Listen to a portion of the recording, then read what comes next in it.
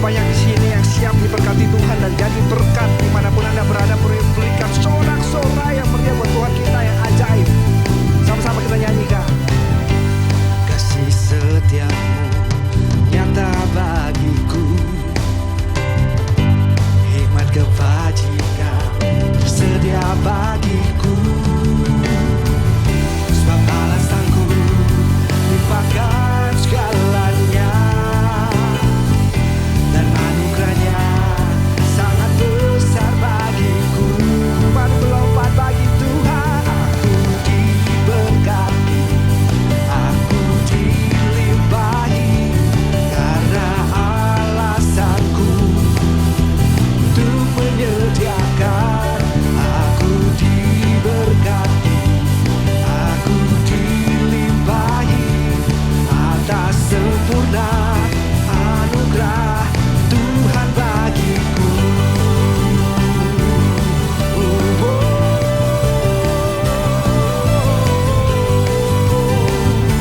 Sama-sama kita nyanyikan. Kasih setiamu, kasih setiamu nyata bagiku, hikmat kebajikan tersedia bagiku. Sebab alasanku limpahkan segalanya,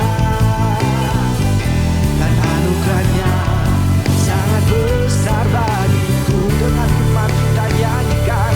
Aku diberkati, aku dilimpahi, karena alasanku untuk menyediakan. Aku diberkati, aku dilimpahi, atas sempurna anugerah Tuhan bagiku.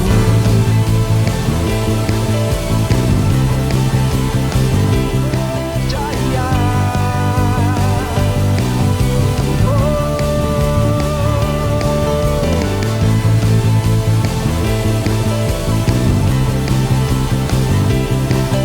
Sama-sama kita nyanyikan.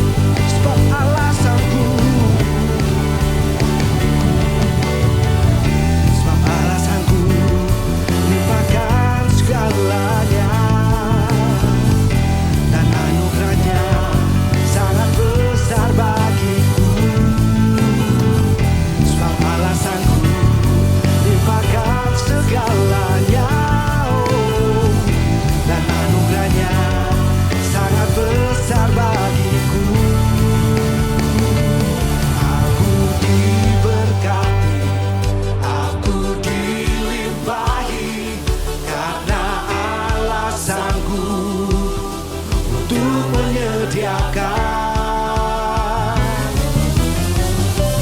Aku diberkati, aku dilimpahi, karena alasanku untuk menyediakan. Aku diberkati, aku dilimpahi, atas sempurna anugerah Tuhan bagiku. Oh, Tuhan bagiku.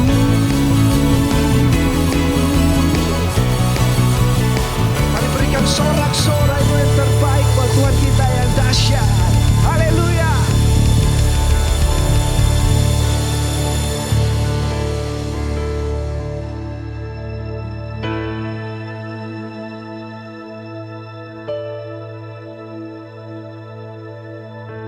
Kami percaya Tuhan,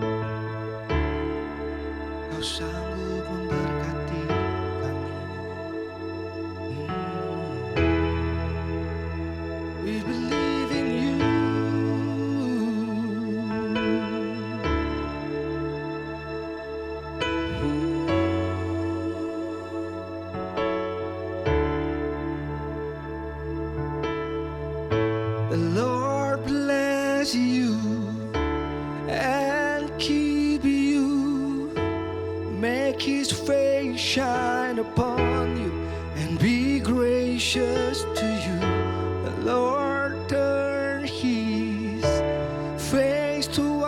toward you and give you peace.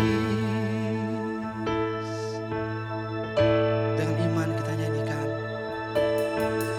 The Lord bless you and keep you, make His face shine upon you and be gracious to you. The Lord turn His face toward you and give you peace.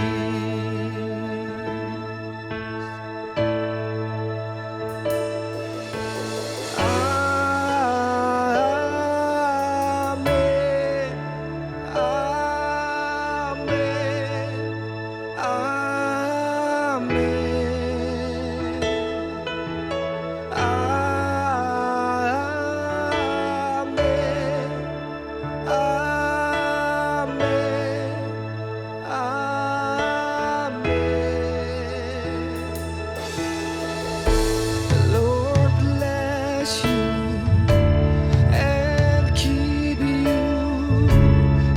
His face shine upon you and be gracious to you. The Lord turn His face toward you and give you peace.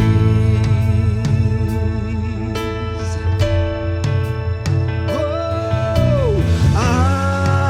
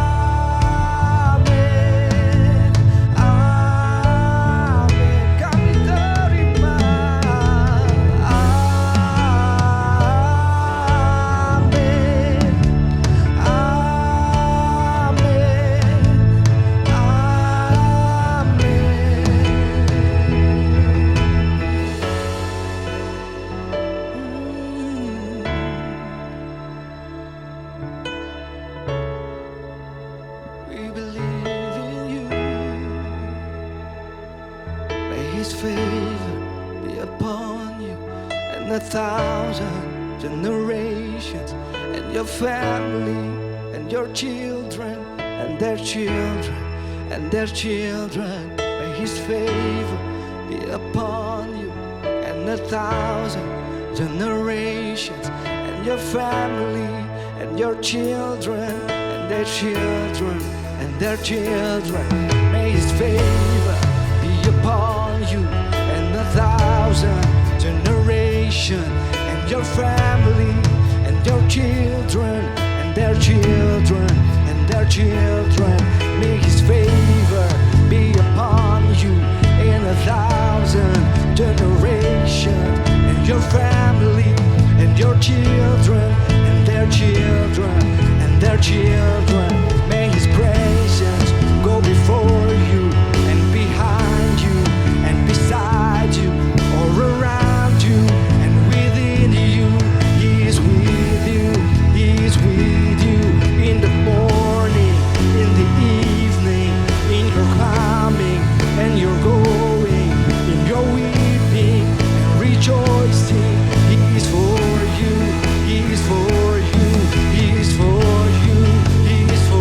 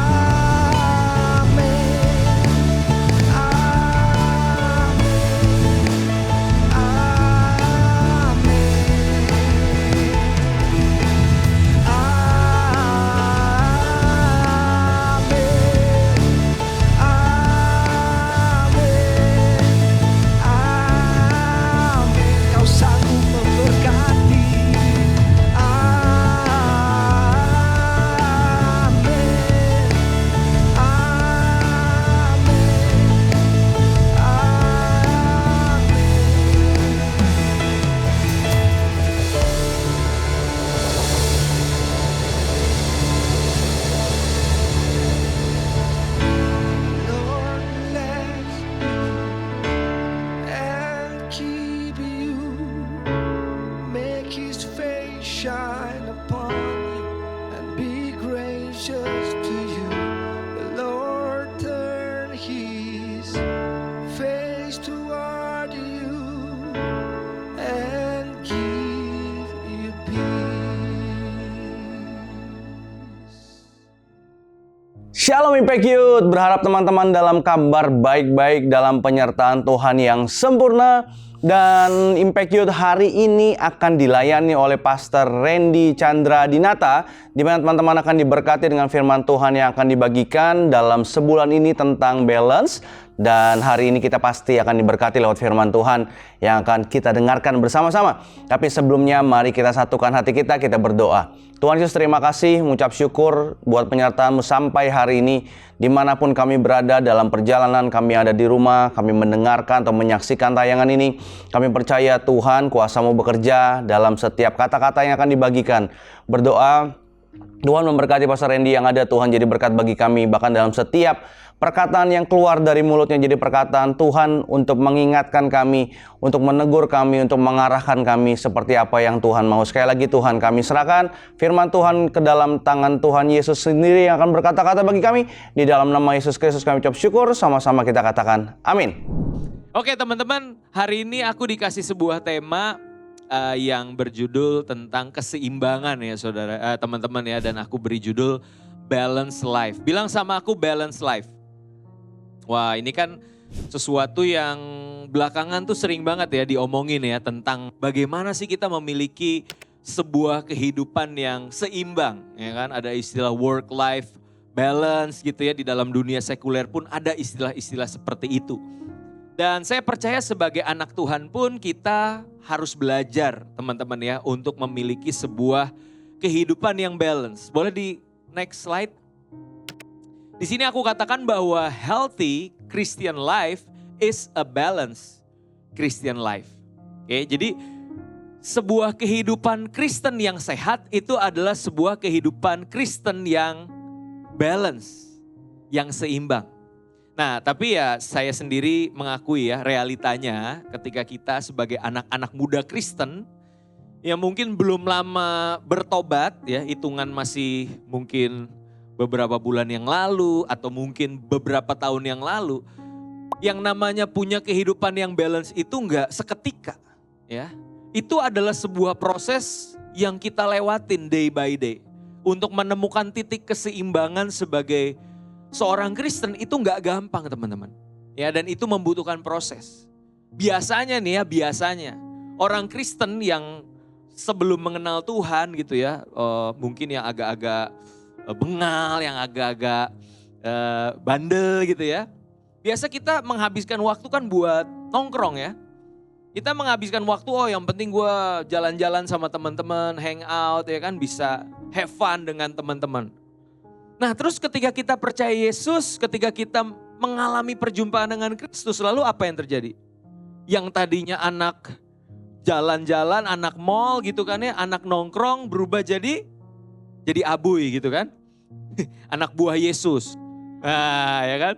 Kalau dulu malam minggunya itu ke klub, sekarang ke Impact Youth. Nah ya kan, ada perubahan di situ. Nah tapi gini teman-teman, seringkali perubahannya karena saking ekstrimnya akhirnya apa? Hidup kita jadi tanpa sadar tuh gak balance.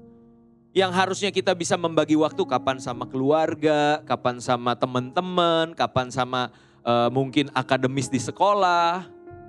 Terus tanpa sadar kita mulai kerjaannya apa? Nongkrongnya di gereja kan? Nongkrongnya sama komunitas anak-anak Tuhan. Iya, untuk kalangan sendiri kan katanya gitu. Wah, kita happy-nya sama kelompok kita sampai kita akhirnya lupa. Harusnya kekristenan itu apa? Balance. Kita punya hubungan baik dengan sesama saudara seiman. Tapi waktu kita keluar juga berdampak. Jangan sampai kita bilang, jangan deket-deket, ini calon-calon penghuni neraka. Jangan ditemenin. Kita kan anak-anak Tuhan ya kan, kerajaan surga. Ya udah, jaga jarak sama mereka. Padahal firman Tuhan bilang apa? Kita diutus untuk jadi berkat di tengah kegelapan kan? Kamu garam dunia, bukan garam gereja kan? Bukan teman-teman, salah. Kita diperlengkapi di gereja, amin. Untuk diutus ke keluar ke dunia ini. Menerangi yang gelap. Nah, saya nggak tahu fasenya teman-teman apa. Yang jelas Kak Randy pernah tuh ada di momen-momen dimana menutup diri sama yang lain. Kayak, oh enggak, kita anak-anak Tuhan tuh harusnya begini ya kan. Hidup kudus, pergaulan yang buruk merusakkan kebiasaan yang baik. Kutip ayat lagi kan gitu. Akhirnya orang memandang, ih Kristen aneh banget sih. Kok katanya anak Tuhan tapi kok eksklusif banget. Nah di situ aku mulai belajar, oh iya ya. Kehidupan kita harus balance. Kita diperlengkapi di dalam, tapi untuk berdampak di luar. Nah itu contoh sederhana teman-teman. Dan saya percaya di berbagai macam aspek kehidupan kita pun akan diperhadapkan. Sudah balance belum kehidupan kita? Nah makanya hari ini kita mau belajar sama-sama teman-teman. Seperti apa sih kehidupan Kristen yang seimbang atau yang balance itu? Berapa banyak yang siap untuk belajar firman Tuhan? Saya mau lihat tangan-tangannya. Wow, tepuk tangan lagi dong buat Tuhan Yesus. Yes, ada 3 poin yang Kak Randy mau bagikan sore malam hari teman-teman. Yang pertama tentang bagaimana seperti apa kehidupan Kristen yang seimbang itu. Yang pertama adalah tentang ini teman-teman. Seimbang antara doa dan usaha. Oke? Seimbang antara apa? Doa dan usaha. Makanya ada istilah ora et labora. Ora artinya apa? Bahasa Jawanya tuh ora enggak. Ya, labora doa, jadi enggak doa. Wah itu sesat ya. Jangan didengerin ya, itu salah. Ora et labora tuh bahasa Latin teman-teman. Artinya ora tuh berdoa, et labora dan bekerja dan berusaha. Nah kehidupan doa dan juga kehidupan sehari-hari yang kita lakukan itu harus balance teman-teman. Berapa banyak dari kita yang pernah mengalami fase di mana yang penting kita intim sama Tuhan, ya kan? Masuk ke menara doa, mengurung diri dari pagi sampai sore, lupa makan gitu kan. Lupa kuliah bahkan, nggak penting, yang penting hubungan gue sama Tuhan. Pernah mungkin ada fase-fase seperti itu dalam kehidupan kita. Tapi teman-teman kita mesti belajar ya bahwa kekristenan adalah sebuah kehidupan yang balance. Khususnya antara doa dan usaha. Di sini aku pernah bikin quotes bilang gini teman-teman, berusaha tanpa berdoa adalah bentuk kesombongan. Benar nggak? Ketika kita berusaha tanpa berdoa artinya kita sedang di posisi tidak mengandalkan Tuhan. Doa itu artinya apa? Kita menyadari bahwa di luar Dia kita nggak bisa apa-apa. Makanya kita berdoa, Tuhan tolong. Tuhan mampukan aku. Ya, jadi bukan cuma berusaha tapi juga ada doanya. Ya, dulu waktu Kak Randy pertama kali dipercaya untuk berkhotbah, waduh gemeter tuh teman-teman, panik kan. Gimana nih khotbah lagi, belum pernah. Doanya kenceng men ya kan. Doanya gak main-main, siapin bahan sebulan sebelum. Ya kan udah dikulik dari sebulan sebelum. Doanya kalau perlu sambil doa puasa gitu kan. Tuhan urapi hambamu, aku tidak bisa apa-apa. Wah itu perdana teman-teman. Pelayanan kedua gimana? Masih doa juga kan, masih ada tuh deg-degannya. Ketiga, ke-10, ke-30. Tuhan, nah hari ini mau pelayanan, bener. Ya sama seperti kemarin sih Tuhan, udah pernah. Akhirnya apa? Timbul kesombongan. Ya berusaha tanpa berdoa adalah bentuk kesombongan. Namun sebaliknya berdoa tanpa berusaha adalah bentuk kenaifan. Kenaifan ini masih bahasa halus teman-teman, bahasa tepatnya adalah kebodohan. Iya, kasar banget kakak ini ya. Kebodohan teman-teman. Ya ketika kita apa? Kita berdoa. Tuhan aku pengen A, aku pengen B, pengen C. Tapi enggak ada actionnya. Enggak ada usahanya. Ya kan? Kita pengen Tuhan kasih kita tubuh yang sehat. Tapi yang dimakan 4 sehat, 5 kolesterol. Ya kan? Kolesterol yang dimakan, ya kan jeroan, ya kan B2, wah kambing muda, itu Kak Randy banget tuh ya. Udah bertobat tapi sekarang, Kak Randy udah bertobat ya. Jadi kita pengen tubuh yang sehat, nggak jaga pola makan, nggak olahraga, ya kan? Kak Randy setelah melewati masa pandemi balik lagi main futsal teman-teman, main mini soccer ya. Waktu itu pernah ketemu sama teman-teman dari Impact Youth ya. Ingat ya bro ya, kita main tuh mini soccer bareng-bareng. Ya biar apa? Biar tubuh kita sehat. Bener gak teman-teman? Kita pengen dipakai Tuhan efektif penginjilan ya kan. Untuk memuridkan generasi sampai usia lanjut kan, amin. Ya makan gak dijaga ya kan, darah tinggi, diabetes. Waduh itu penyakit-penyakit usia Karindi ke atas ya. Jadi udah mulai dipikirin tuh teman-teman, jangan sampai kita berdoa sesuatu tapi gak mengusahakannya. Ya kan, apalagi misalkan kita doa yang baru lulus kuliah, doa minta kerja, Tuhan aku minta pekerjaan. Pertanyaannya sekarang berapa banyak CV yang kamu sebar? Ya udah sih Kak, ada satu Kak di satu perusahaan yang saya doakan Kak. Waduh udah didoain, tumpang tangan lagi tiap lewat tuh kantor itu. Jangan cuma satu teman-teman, sebar kayak 5, 10 kayak, bener gak?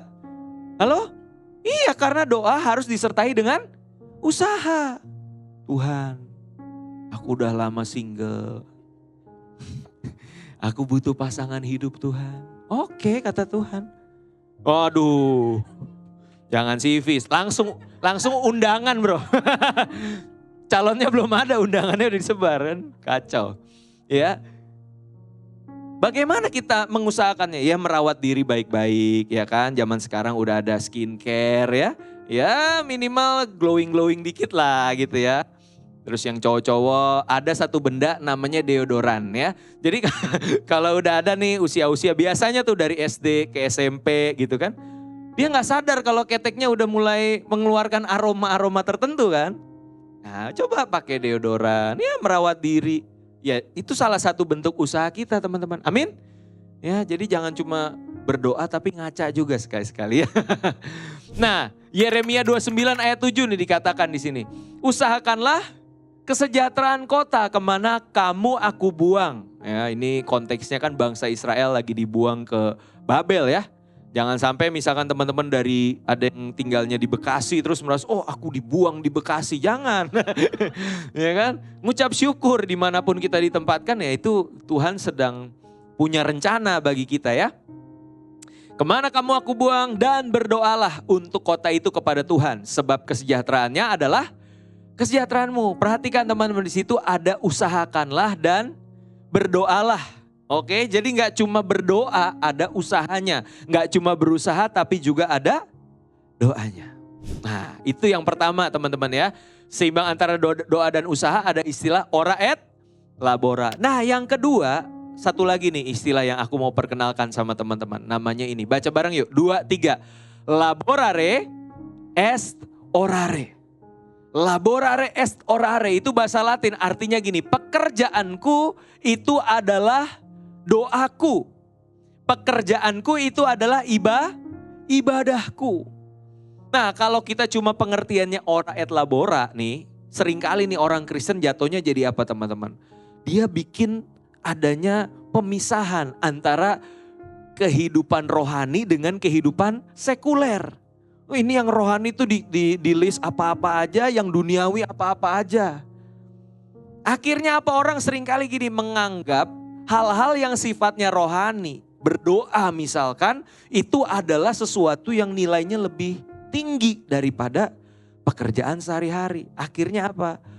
Anak Tuhan doanya bisa kusyuk, lama, bahasa rohnya kenceng lagi gitu kan. Tapi pas kerja asal-asalan, ya kan? Berdoanya sepenuh hati, kerjanya setengah hati. Cuaks. Ya kan? Akhirnya orang-orang bilang, ya katanya anak Tuhan, katanya pelayanan. Malah jadi batu sandungan teman-teman. Ya, cuaks. Nah itu yang kita perlu ubah paradigma ini. Bahwa gak ada lagi sebenarnya sekat antara yang rohani dengan yang sekuler. Ketika apa? Ketika apapun yang kita lakukan, aku kasih tanda kurung kecuali dosa ya. Jangan sampai bilang, oh aku berdosa buat Tuhan. Itu sesat ya, jangan ya. Apapun yang kita lakukan kecuali dosa, itu sebagai bentuk doa dan ibadah kita kepada Tuhan, maka semuanya itu menjadi apa? Spiritual. Bukan artinya, oh kalau doa, kalau pelayanan di mimbar ini bernilai lebih daripada ibu rumah tangga misalnya Kadita yang menyediakan masakan bagi suami dan anak-anaknya. Ya itu enggak lebih kurang rohani daripada yang melayani di mimbar. Bener enggak?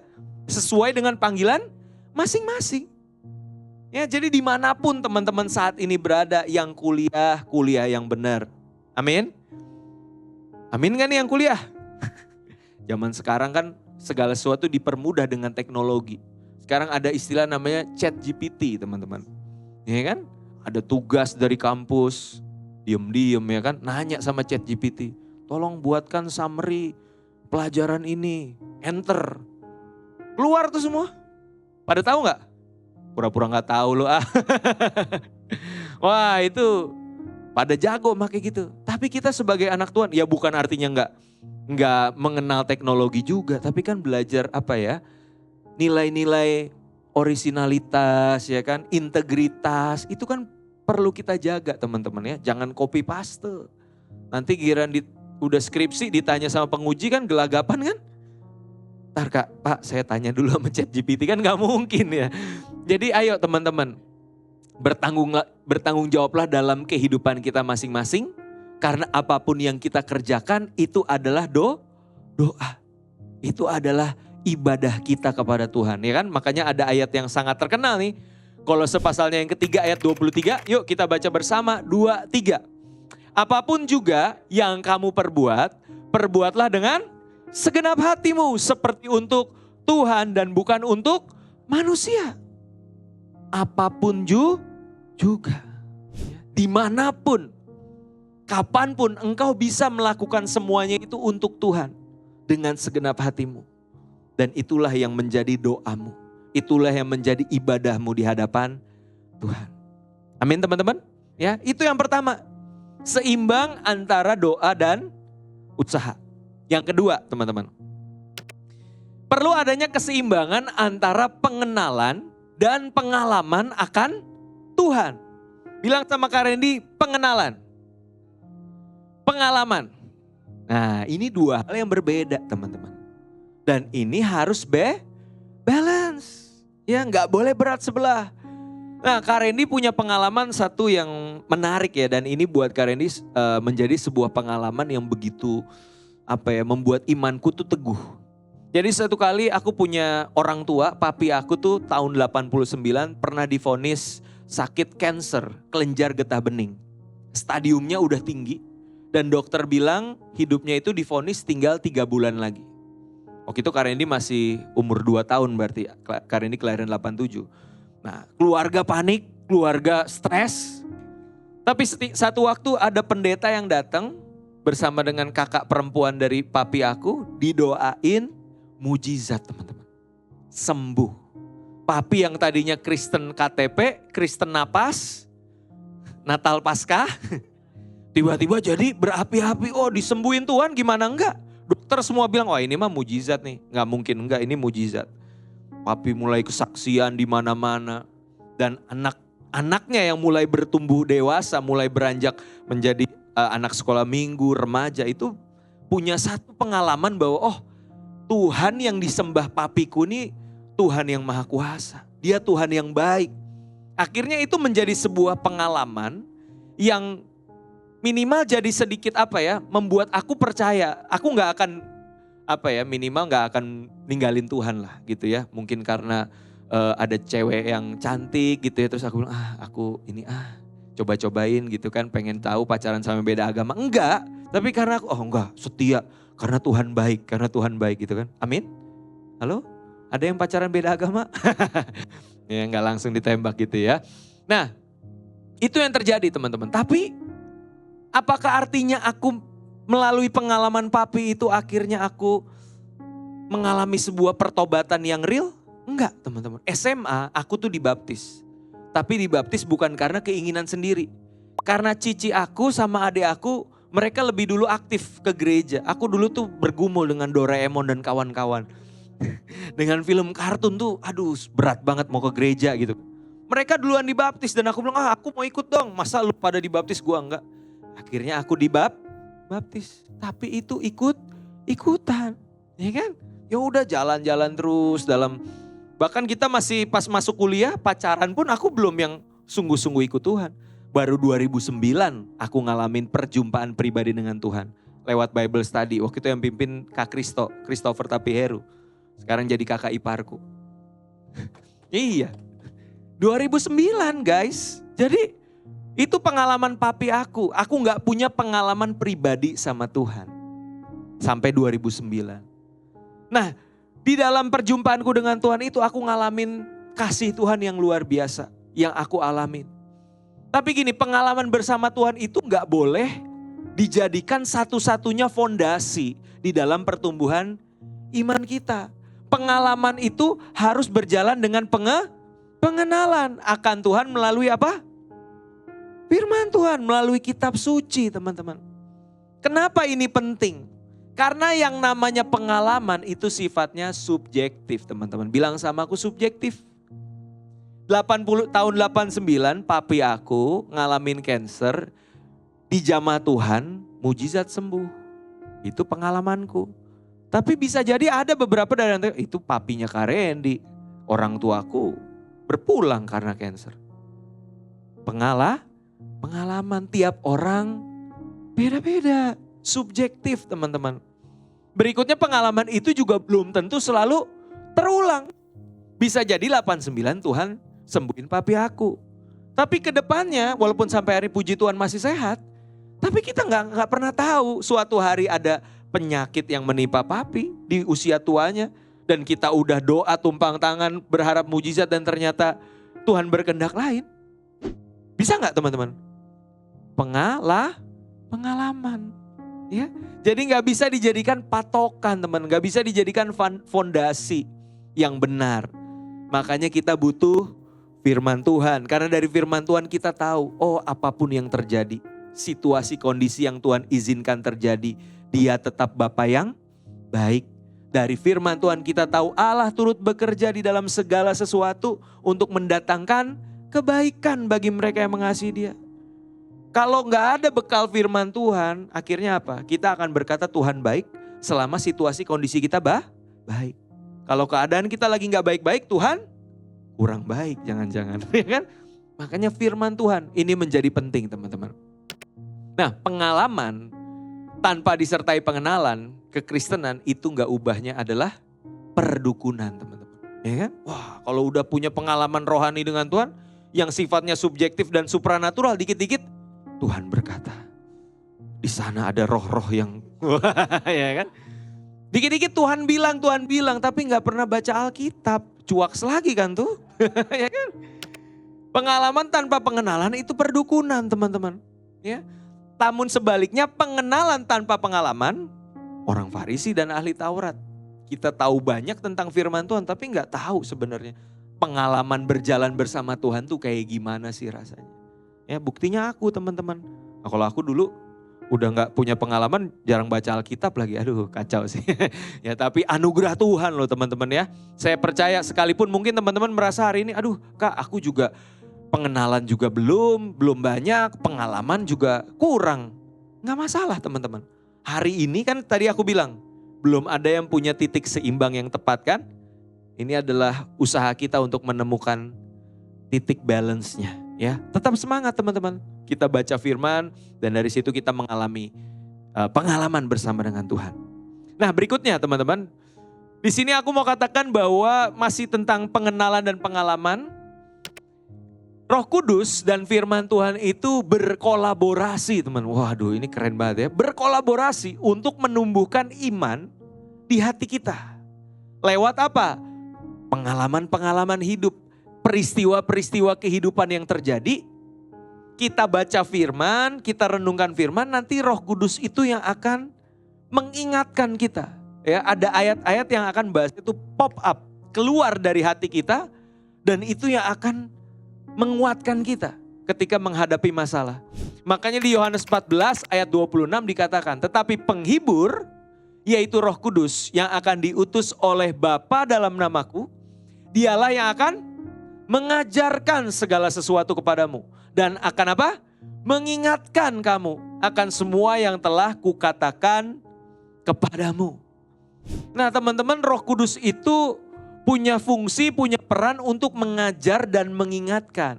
Namun pertanyaannya, apa yang mau diajarin, apa yang mau diingetin kalau kita nggak pernah baca?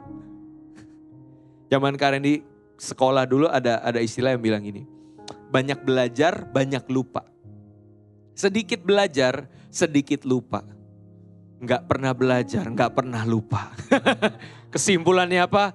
Nggak usah banyak-banyak belajar, nanti juga lupa. Nah, sekali lagi itu sesat ya. Itu ajaran yang sesat. Begitupun dengan kita kalau mau diajar dan diingatkan sama Tuhan, ayo baca. Ayo renungkan firman. Nanti di momen yang tepat Tuhan tuh bisa ngingetin kita teman-teman.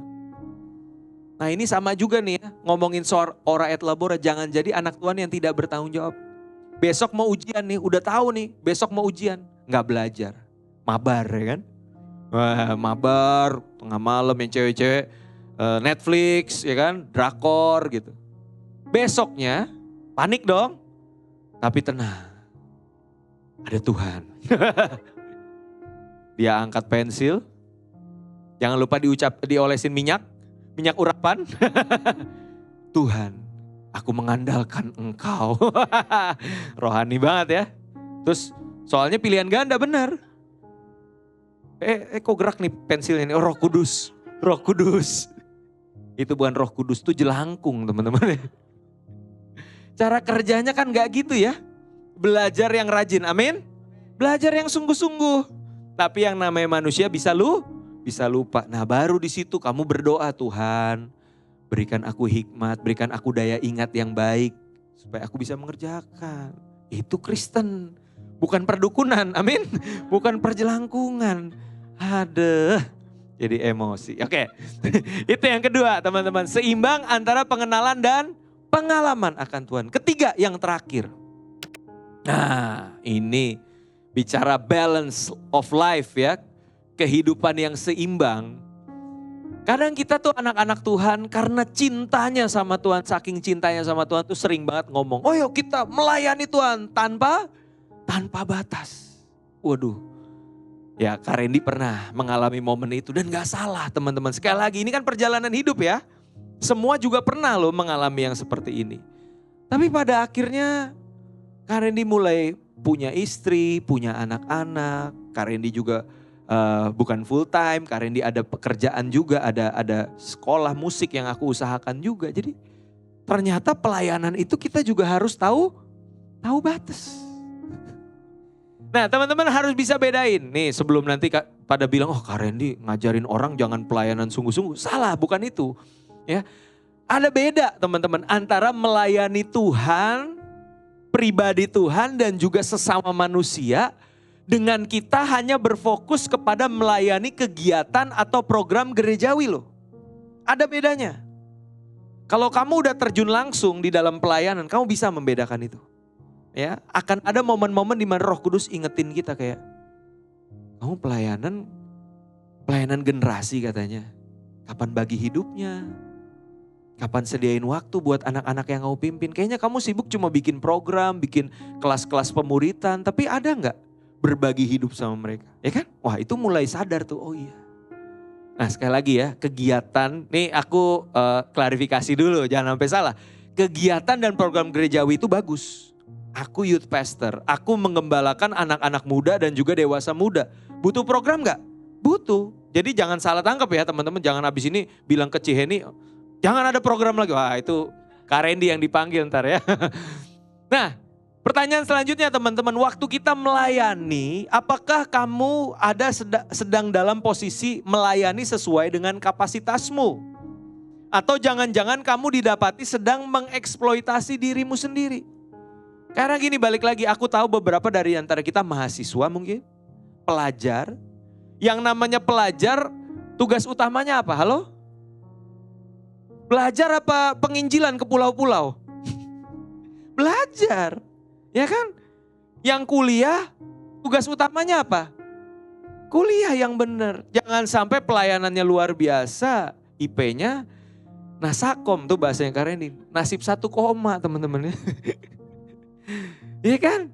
Coba lihat dirimu, apakah kamu sudah melayani sesuai dengan kapasitasmu atau sedang mengeksploitasi diri? Ini ciri-ciri lainnya ya. Terlalu banyak rangkap jabatan. Wah dia ketua youth sekaligus ketua RT sih. Ketua Karang Taruna misalkan. Oh ketua apalagi ketua tim praise and worship. Waduh jabatannya banyak banget. Nah ini tergantung makanya kapasitasmu seberapa ya kan. Terlalu banyak rangkap jabatan, terlalu banyak waktu di gereja ketimbang di keluarga. Ini yang kadang aku juga harus perhatikan baik-baik ya di tengah keluarga. Jangan sampai nih Kak Randy sibuk pelayanan pulang ke rumah. Anak Kak Randy si Domi bilang, om udah pulang om. Katanya gitu. Ini papa, ini papa. Kok dipanggil om gitu ya. Kita terlalu sibuk di luar, lupa di keluarga, di sekolah ya. Bolos terus, kampus juga absen terus, pergaulan. Nah tadi udah gak punya waktu sama teman-teman. Yang dulunya satu tongkrongan, kita udah kenal Tuhan, dia belum kenal. Nah loh, tugasnya siapa teman-teman untuk membawa Yesus ke mereka? Jangan bilang orang lain, itu tugas siapa? Tugas kita, dari mana kita diambil, ke tempat itu pula kita akan diutus. So, jangan sampai kita sibuk bergereja, lupa bergaul dengan orang-orang yang lain. Ingat kita garam dunia, bukan garam dapur ya, garam gereja.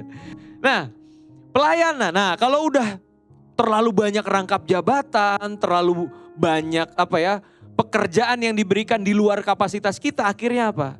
Pelayanan yang seharusnya ada luapan sukacita dan ucapan syukur berubah menjadi beban dan keterpaksaan. Bahkan sampai stres, sampai istilah sekarang tuh burn out. Ya kan, kapan terakhir kali kamu happy di jadwal pelayanan? Jangan sampai di jadwal tadi, puji Tuhan akhirnya aku dipercaya. Lama-lama di jadwal, gue lagi. Jadwal lagi. Ya kan? Next lagi kita pelajari. Nah, disinilah kita harus belajar teman-teman untuk mengenal diri kita masing-masing. Ya kan? Sekarang nih panggilanku sebagai apa? Tentunya porsi sebagai full timer dengan mereka yang aktivis itu berbeda. Ketahuilah kapasitas masing-masing. Dan juga ketahui apa? Cara istirahatmu. Teman-teman, istirahat itu rohani tahu.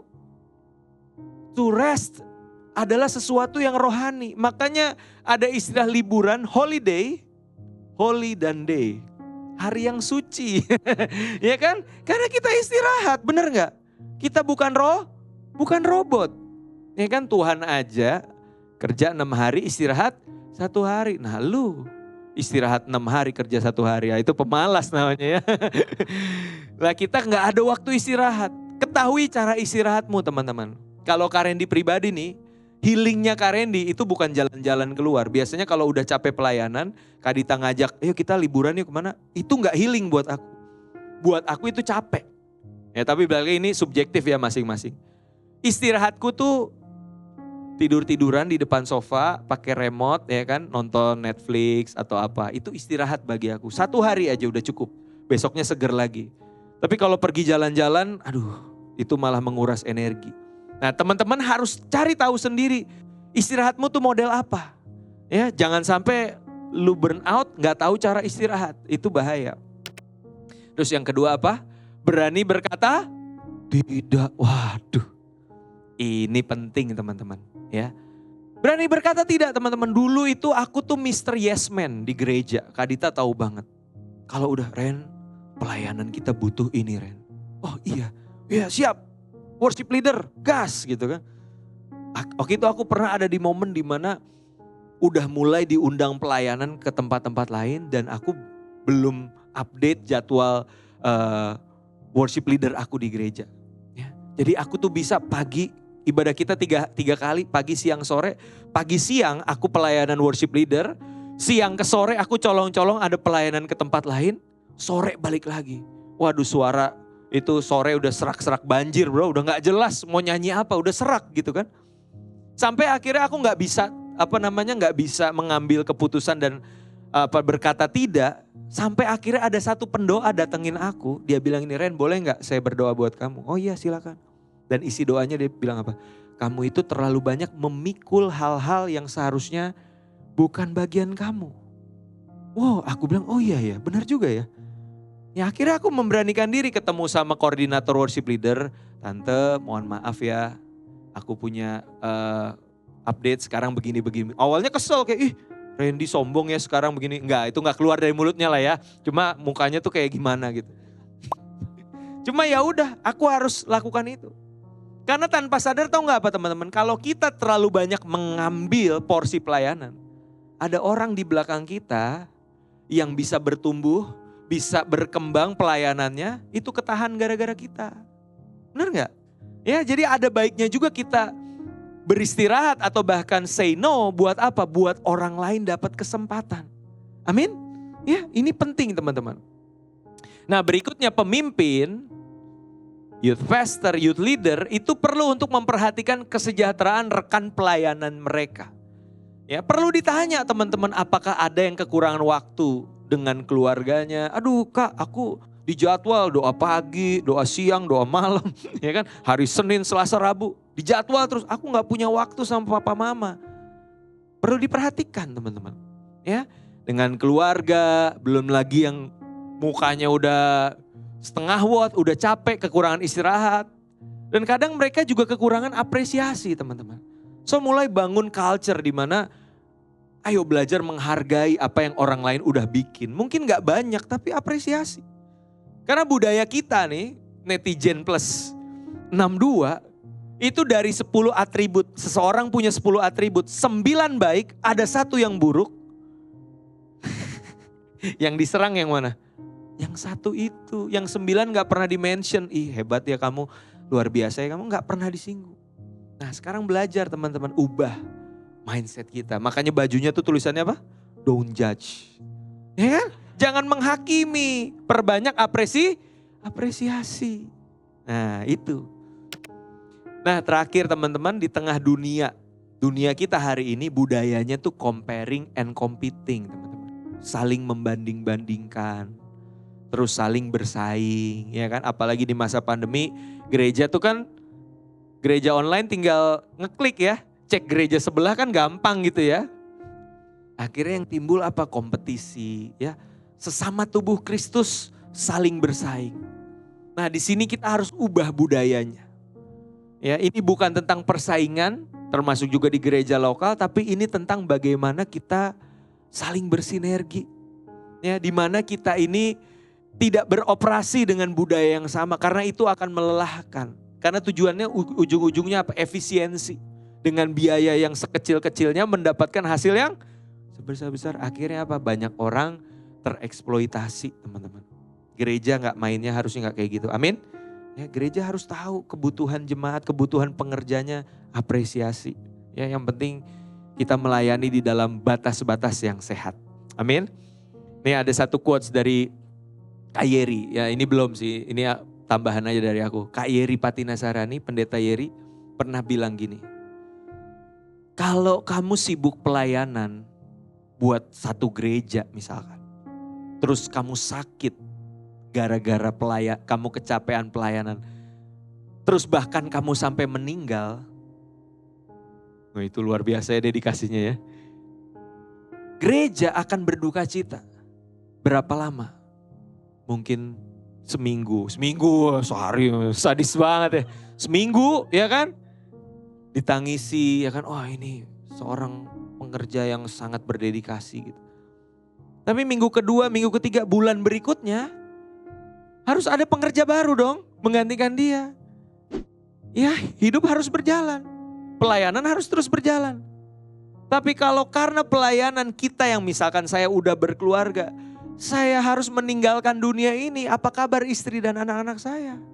Gak gampang cari suami baru kan? Ya kan mereka akan kehilangan. Mereka akan merasa aduh siapa yang akan jadi ayah buat anak-anak kita. So renungkan teman-teman ya. Bagaimana keberadaan kita, kapasitas kita, sudahkah seimbang melayani tahu batas. Karena kalau melayani hatinya Tuhan, melayani pikirannya Tuhan, perasaannya Tuhan, itu gak harus di gereja, gak harus di mimbar. Tapi seperti tadi, laborare est orare, dimanapun teman-teman berada, jadikan itu alat untuk menyenangkan hati Tuhan. So have a healthy, balanced, powerful life. Holy Spirit helps us. Kiranya Roh Kudus yang tolong, Karena untuk menemukan titik seimbang, itu pasti banyak pergumulannya. Tapi Roh Kudus yang akan menolong dan mengingatkan. Amin buat firman Tuhan.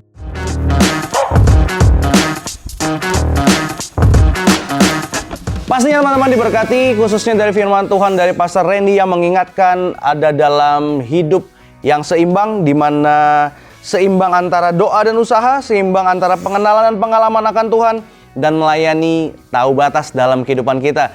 Kau percaya dalam setiap apa yang kita dengarkan jadi berkat bagi teman-teman semua. Dan seperti hari ini yang teman-teman saksikan, terus jangan lupa saksikan Impact Youth yang ada setiap hari Sabtu jam 5 sore waktu Indonesia Barat di channel YouTube-nya Impact Community Indonesia. Dan teman-teman semua untuk yang di Jakarta, khususnya Kelapa Gading sekitarnya, kami mengundang dengan sepenuh hati untuk teman-teman bisa hadir bersama dengan kami di Impact Youth Onsite setiap hari Sabtu sama jam 5 sore juga, di mana di Gereja Impact Community Indonesia di Mall of Indonesia lantai P3 kami mengundang teman-teman bisa hadir bersama-sama dengan kami. Dan setiap minggunya Gereja Impact Community Indonesia, teman-teman juga bisa bersama-sama dengan kami. Untuk teman-teman yang belum punya tempat ibadah tetap, bisa beribadah di Gereja Impact Community Indonesia setiap jam 9, 11, jam 1, dan jam 3 sore di Mall of Indonesia lantai P3.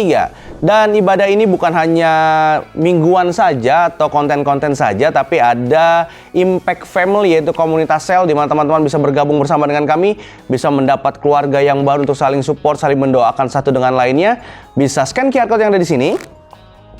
Nanti kalian akan diarahkan untuk bisa mengikuti Zoom yang ada bersama dengan komsel-komsel Impact Family yang ada, yang terbagi, dan nanti akan dimasukkan di grup WhatsApp yang ada. Dan untuk di onsite sendiri sudah ada beberapa yang berjalan baik di Jakarta, Bandung, dan Surabaya. Teman-teman bisa mendaftarkannya juga untuk ibadah komsel, ibadah Impact Family Onsite yang ada. Dan untuk Impact Youth sendiri ada komsel onsite setiap Kamis 2 minggu sekali jam 7 malam waktu Indonesia Barat di Gereja Impact Community Indonesia lantai P3.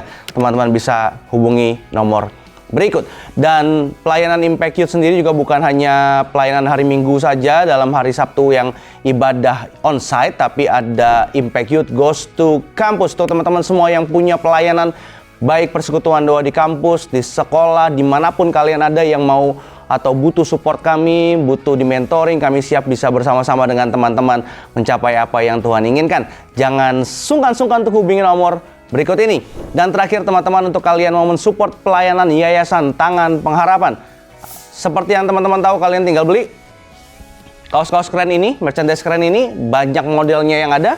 Biar kalian membelinya dan jadi berkat dari apa yang kalian beli, karena you buy means you donate. Itu aja teman-teman semua. Sekali lagi doa yang terbaik buat kalian. Sampai jumpa, Tuhan Yesus memberkati.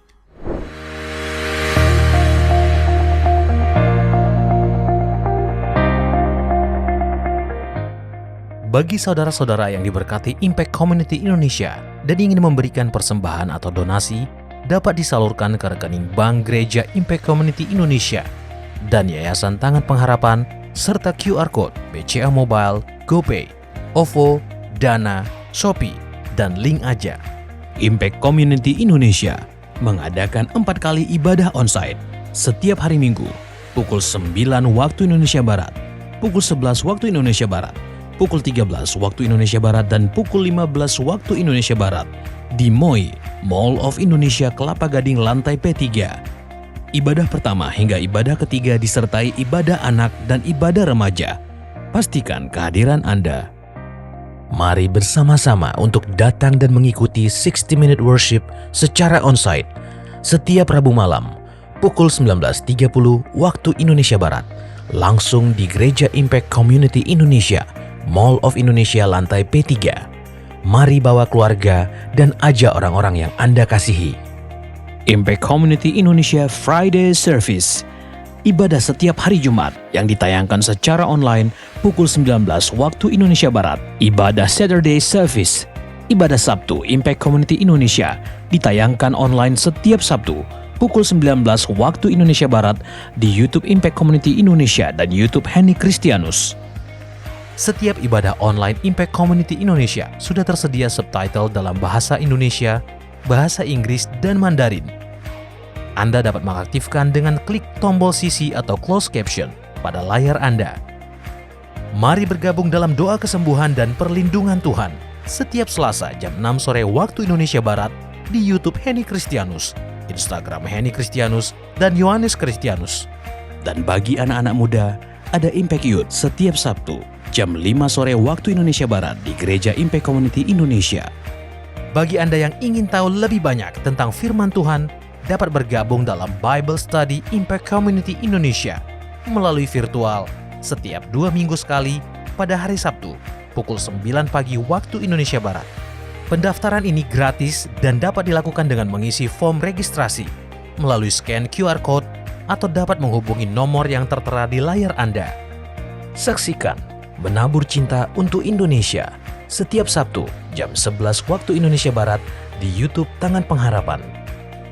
Ikuti Daily Devotion setiap hari Senin sampai dengan Jumat jam 6 pagi waktu Indonesia Barat di YouTube Henny Kristianus serta pukul 7 pagi waktu Indonesia Barat di YouTube Yohanes Kristianus. Impact Community Indonesia memiliki sebuah komunitas untuk kita bertumbuh bersama. Bagi Bapak Ibu Saudara yang ingin bergabung di Komsel Impact Community Indonesia, dapat mengisi link form pendaftaran di bawah ini.